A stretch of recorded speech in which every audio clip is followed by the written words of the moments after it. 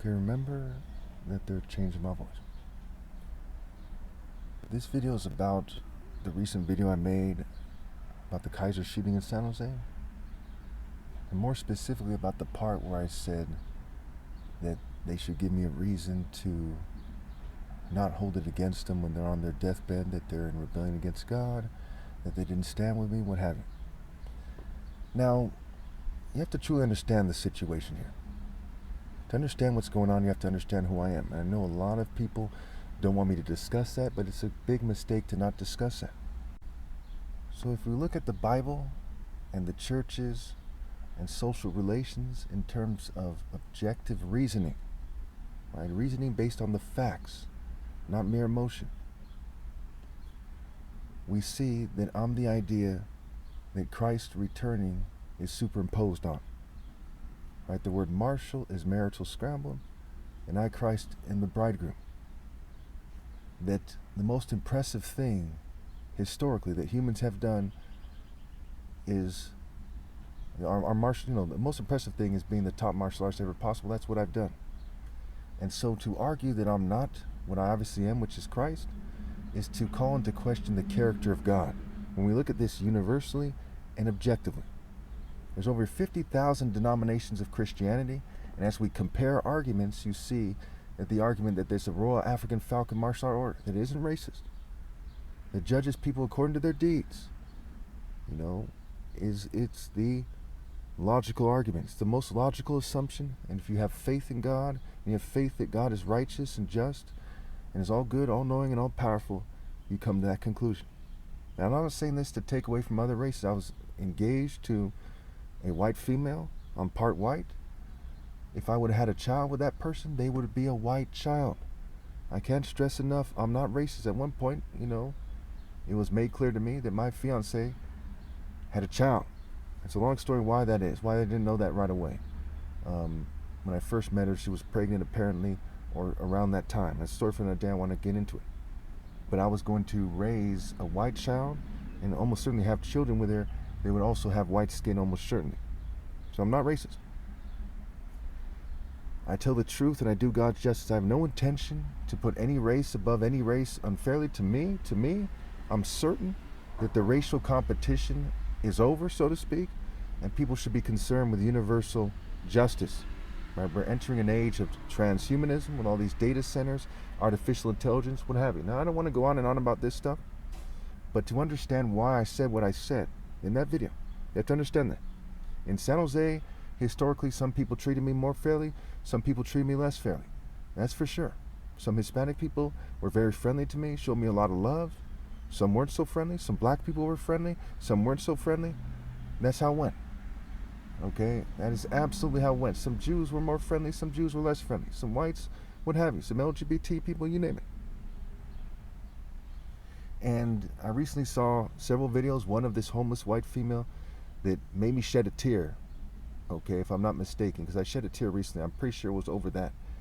And she was, a drug addict, and I usually get very emotional when I see these videos of homeless people, and I think about how people are neglecting them, how as many as 40,000 plus people die homeless every year in America.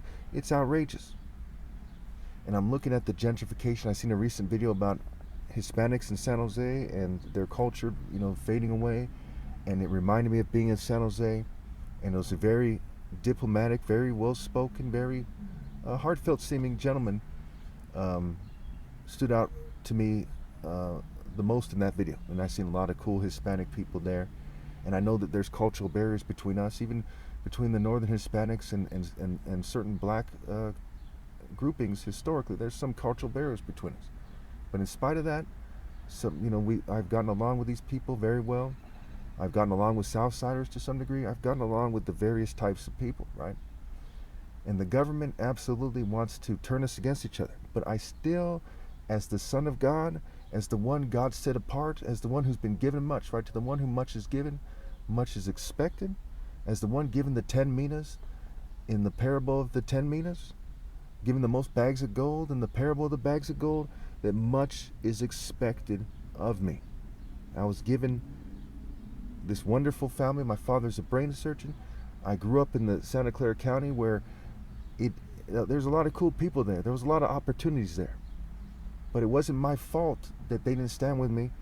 It's their fault. They let the government come between us. And I have to account for that. Right? In the Bible it says to acquit the guilty and to condemn the innocent. The Lord detests them both. And to judge people according to their deeds. Okay, and unless you repent, you too shall perish. And a lot of people play the game and they're trying within the boundaries of the game, and that's not good enough. It kind of saddens me to say that because I know a lot of people are emotionally invested in the paths that they're on.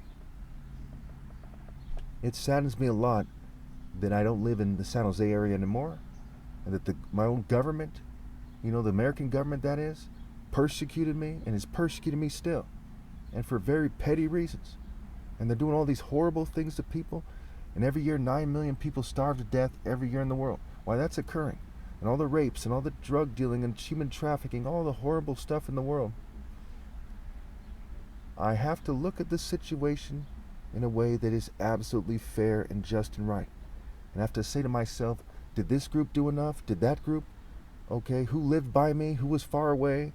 Why are they far away? Are they from a long line of idolaters? I have to look at these things fairly. A lot of people don't want people to look at these things. Communists, for example, want people to just assume that everyone's absolutely equal or something to that effect, which isn't the case. Some people come from a long line of good people. Some people come from a long line of mediocre people. And it absolutely affects their gene expression. You're judged as an individual, but how you got there is extremely important. Again, how you got to be who you are. What your family did in the past is very important. So when I judge people according to their deeds, when I determine what happens after my flesh dies, I have to consider what people were doing. And I can't just consider how kind they are. I can't just consider how much they're praying and how sad they are and how desperate they are. These things break my heart. Okay, I can't just consider that they're trying to look out for the community and some people are willing to die for their community. There are things that transcend that I must consider.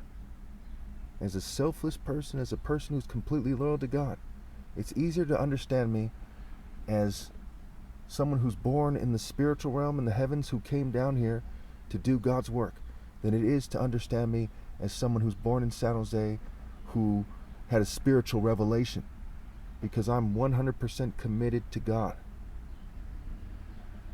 It saddens me that this country lets people be homeless and that they're suffering from drugs and that they won't pass a logical plan to build rehabs with lots of oversight in a cost-effective manner.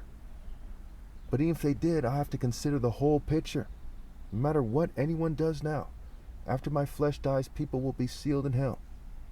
And I have to make it clear to them that they're doing the wrong thing. If they're not going to obey God through me, they should scramble to mitigate eternal punishment, to reduce it to the best of their ability. And if I don't say things like, give me a reason why I shouldn't be very harsh to you when your flesh dies and I send your soul to hell, then I'm not doing my job to the best of my ability. I urge you all to do what is precisely right. My religion is universal, pinpoint, and moral precision. Even in the description of my religion, I'm trying with all my heart, to the best of my ability, to get people to do the right thing, to understand that God expects them to do the right thing, being judged according to their deeds. That which you did not do for the least of my brethren, you did not do for me. Do unto others as you would have them do unto you. Of course, if you're a fair and just and righteous person. So within the boundaries of justice, I love the people of San Jose, the people on this planet, within the boundaries of justice. Which means if they don't obey God, if they don't do the right thing, they're going to hell. But I love them in that certain way that comes from God, where I'm trying to pull them toward God. And I don't care if everyone on this planet dies, I'm going to still try to pull them toward God. Right up to that point that they die. So I put that first. I put that above money, above food and shelter, above my own family being persecuted. They've killed several members of my family over the course of this. But people die one way or another. There's people who are not obeying God, who've lost more family members than I have. Okay? You have to do what is right and only fear God. Don't fear what will happen to you or your family. Only fear letting God down. Fear God. The fear of the Lord is the beginning of wisdom. It is humility. It is insight. It is sense.